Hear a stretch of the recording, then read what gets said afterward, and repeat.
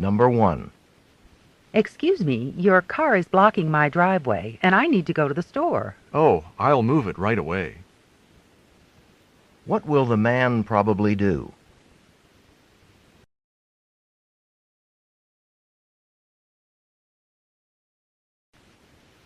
Number 2. I've got a recipe for a garlic and hot pepper chicken dish. Want to try it tonight with a green salad? You know, my stomach's a little on edge. I'd prefer something bland. What does the man mean?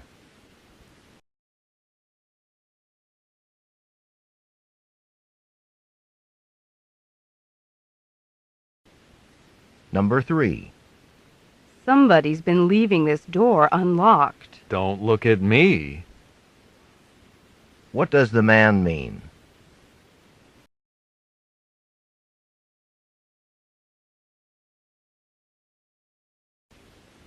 Number 4. The radio says there may be snow today. You'd better grab your boots just in case. I was planning to do just that. What will the man probably do?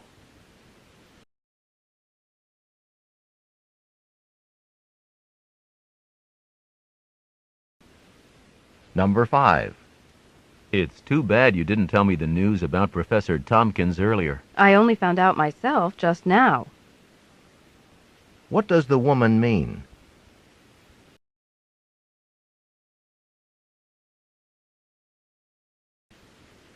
Number 6. Hi, Cindy. Welcome back. Did you take many pictures on your vacation? Thanks. Yes, I must have taken 1,000,000 of them. What does the woman mean?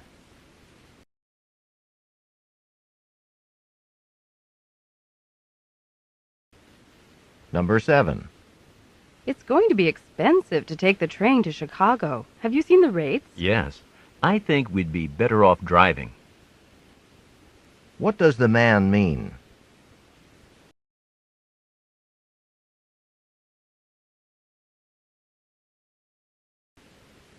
Number 8. Did you know that Susan has 3 exams next week?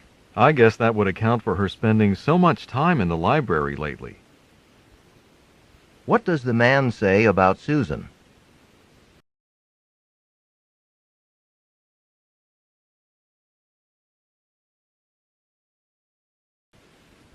Number 9. It's really cold in this apartment. Can we turn up the heat? No. My last fuel bill was so high I had trouble paying it. Would you like a sweater? Why does the man refuse the woman's request?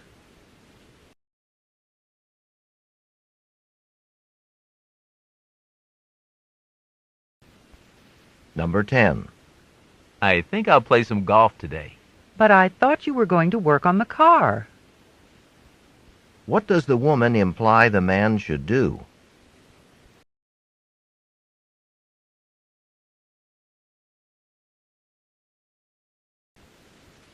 Number 11. Arthur's farewell dinner is this weekend. Wish I could take time out for it. What does the woman imply?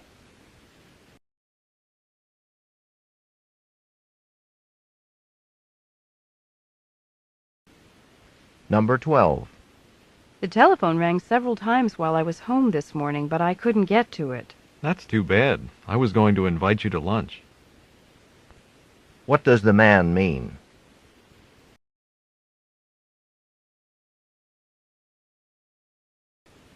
Number 13. I can meet you at work if you'd like. I'm off today. Do you know where I live? What does the man imply?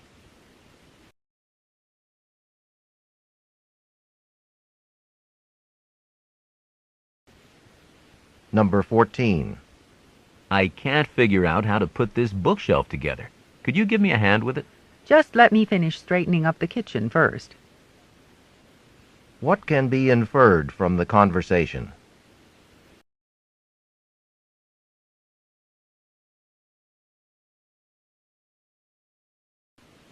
Number 15. I must have started this letter to the editor a dozen times, and I still don't know what to say. Well, stick with it a little longer and see what happens. What does the woman suggest the man do?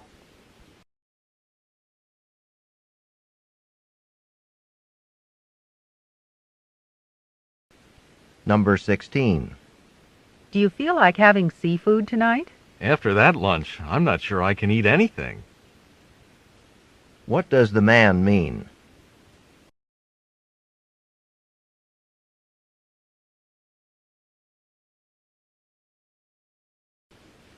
Number 17. I'd like to get a part-time job this semester since tuition's gone up so much. That makes sense. Just make sure you don't get in over your head. We're here to go to school, after all. What does the man suggest the woman do?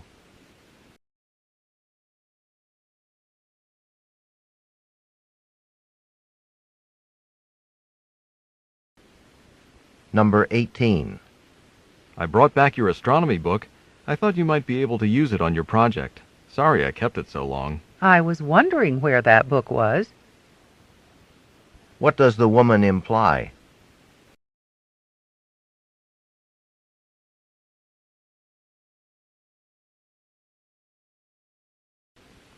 Number 19. Thanks for making my coffee this morning. I figured you'd need it to get you going after a day like yesterday. What does the man imply about the woman?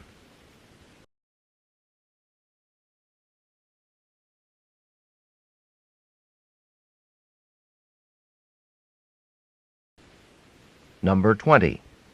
These mosquito bites are killing me. I just can't stop scratching. Next time, wear long sleeves when you work in the garden. What can be inferred about the man?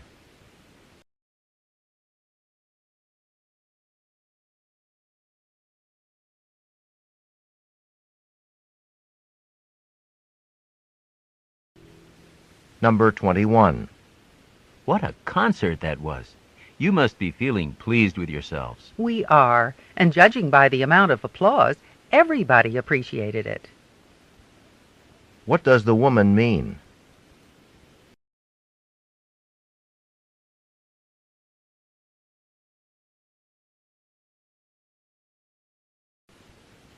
Number 22. I'm soaked. It started to pour the minute I got off the bus. Well, change into something dry while I make you a cup of hot tea. What happened to the woman?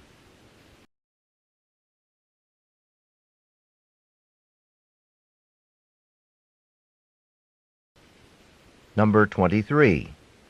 Professor Anderson suggested I get a tutor for calculus. Well, it surely couldn't hurt. What does the woman mean?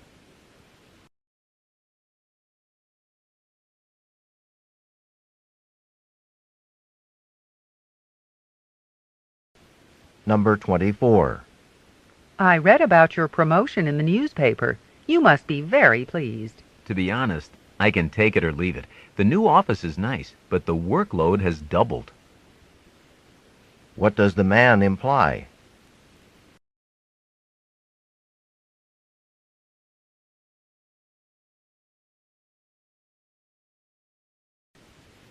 Number 25. Do you know who took this message from Donald? I can hardly read it. It wasn't me. I think it might have been Laura. What does the man mean?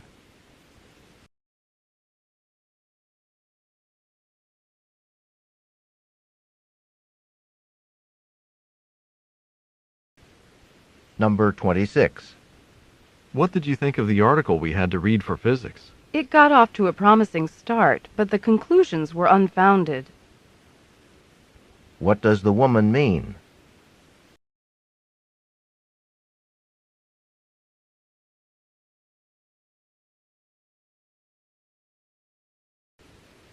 Number 27. Christine's been frantic. She has to get all her paintings from Johnson's class framed in time for the exhibition next week. Didn't she know about the exhibition at the beginning of the term? What can be inferred about Christine?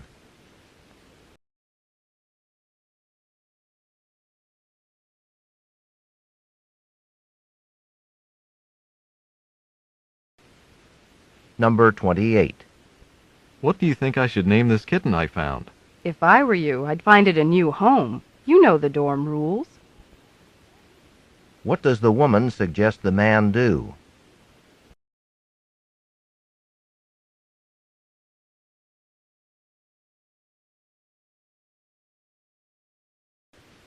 Number 29.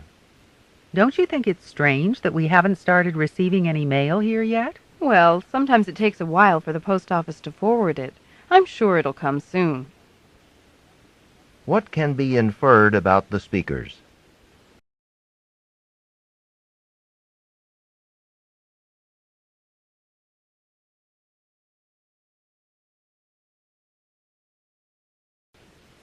Number 30.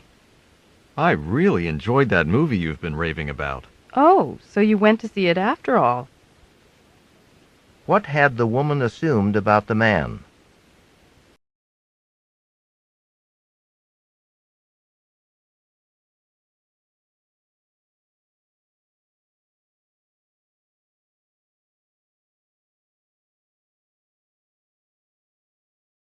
Questions 31 through 33. Listen to a conversation between two drama students. Have you heard? A new academic dean will be installed this week, and it seems that he already has a lot of new ideas. Oh, yeah. Campus Radio announced that he's starting a new internship program. Students will actually get a chance to join local opera companies on their productions. That sounds intriguing. I wonder how he got the idea. Well, it seems he set up a similar program in another university, and he feels that practical experience is an important addition to the artistic training in the theater. You mean we'll get course credit for watching the opera companies rehearse? We'll get course credit, all right, but we'll have to earn it by working hard with the company. If I decided to participate, who'd decide what job I'd get? First, you have to be a theater major to join the program, but the program coordinator would try to match students' interests with jobs wherever possible. And guess what? One or two music majors might be selected to perform with the company. What? You mean stand up in front of hundreds of people and sing? I like acting, but can't imagine myself taking on an operatic role.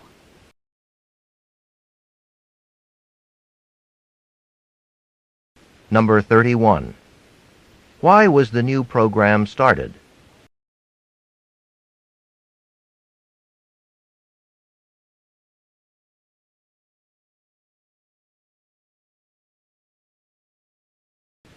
Number 32. What will the students involved in the new program do?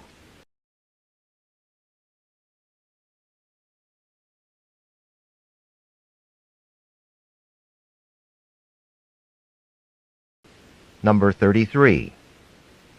What is required of students participating in the program?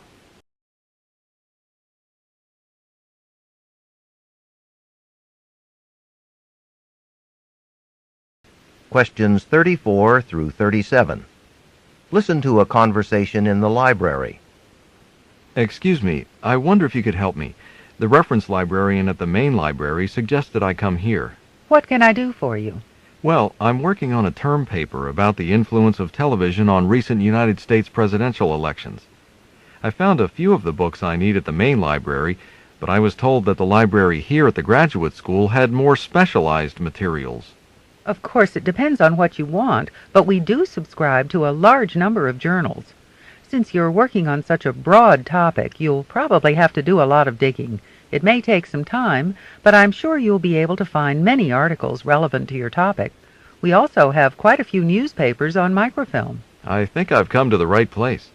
How can I find out which journals you have? I can give you a list of all of them. But if you want to search by author or by subject, you can use one of the computers over there in the corner. Everything we have is in there.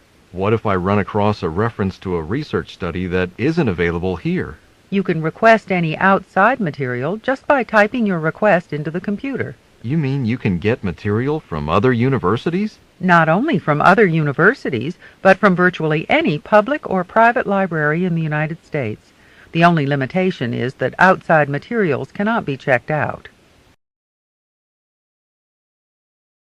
Number 34. Why did the man come to the graduate school library?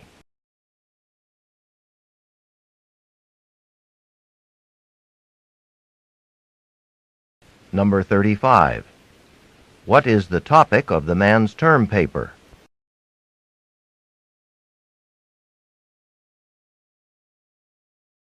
Number 36.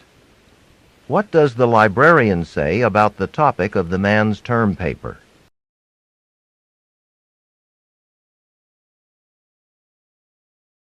Number 37.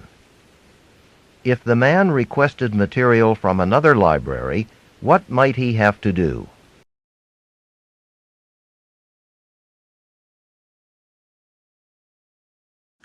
Questions 38 through 41. Listen to a talk given in a university class. In today's class, we'll be examining some 19th century pattern books that were used for building houses. I think it's fair to say that these pattern books were the most important influence on the design of North American houses during the 19th century. This was because most people who wanted to build a house couldn't afford to hire an architect. Instead, they bought a pattern book, picked out a plan, and took it to the builder. The difference in cost was substantial. In 1870, for example, hiring an architect would have cost about $100. At the same time, a pattern book written by an architect cost only $5. At that price, it's easy to see why pattern books were so popular. Some are back in print again today, and of course they cost a lot more than they did 100 years ago. But they're an invaluable resource for historians and also for people who restore old houses. I have a modern reprint here that I'll be passing around the room in a moment so that everyone can have a look. Number 38. What was in pattern books?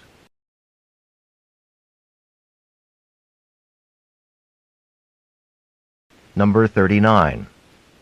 What course would this talk be most appropriate for?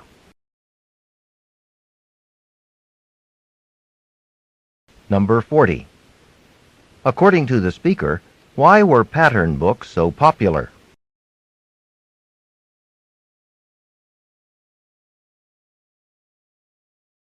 Number 41.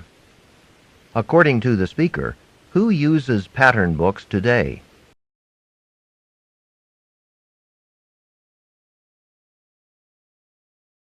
Questions 42 through 46. Listen to a student telling his classmates about something he saw last summer. When I was in British Columbia last July working at the department's archaeological dig, I saw the weirdest rainbow. At first I couldn't believe my eyes, because the bands of color I saw weren't in a single half-circle arc across the sky. Instead, I saw a full circle of rainbow hues hanging in the sky just above the sea. Inside the circle there was a big white disk, and above the circle there was another round band of colors forming a halo. There were curved legs of multicolored light coming off the sides of the circles. It was an incredible sight. I ran back to our main camp and tried to get our cook to come with me to see my fantastic find before it disappeared. He just laughed at my excited story and told me that what I saw was nothing special, just some sundogs. He said I'd be sure to see many more before I left, and sure enough, I did. When I got back from the dig, I asked Professor Clark about the sundogs, and she's going to tell us more about them. Number 42. Why was the student in British Columbia?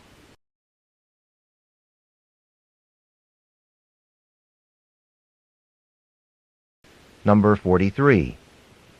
What did the student find so unusual about the rainbow he saw?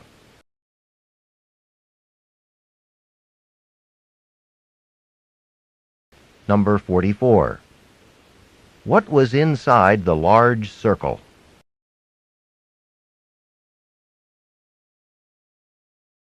Number 45. What did the cook say about the phenomenon the student had seen? Number 46. What did the cook call the phenomenon?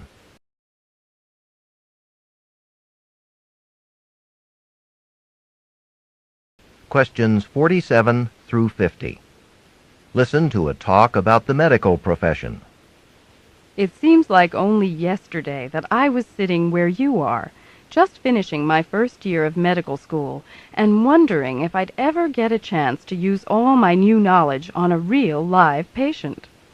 Well, I have good news for you. You don't have to wait until your third or fourth year of medical school to get some hands-on experience. The dean has invited me here to tell you about the university's Rural Opportunities Program. If you enroll in this program, you can have the opportunity this summer, after your first year of medical school, to spend from 4 to 6 weeks observing and assisting a real physician, like me, in a small rural community. You won't have to compete with other students for time and attention, and you can see what life as a country doctor is really like. The program was designed to encourage medical students like yourselves to consider careers in rural communities that are still understaffed. It seems that medical students are afraid to go into rural family practice for two reasons. First, they don't know much about it. And second, specialists in the cities usually make more money. But on the upside, in rural practice, doctors can really get to know their patients and be respected members of the community. I participated in the program when it first started and spent 6 weeks in a small rural town. Let me tell you, it was really great. I got to work with real patients. I watched the birth of a child, assisted an accident victim, and had lots of really practical hands-on experience, all in one summer. And to my surprise, I found that country life has a lot to offer that city life doesn't. No pollution or traffic jams, for instance. My experience made me want to work where I'm needed and appreciated. I don't miss the city at all.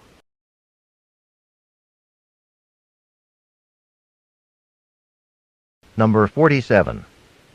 For whom is the talk intended?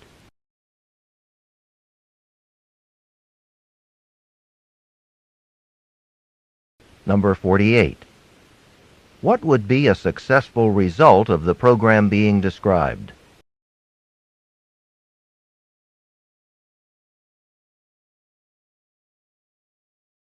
Number 49. What benefit does the program offer to participants?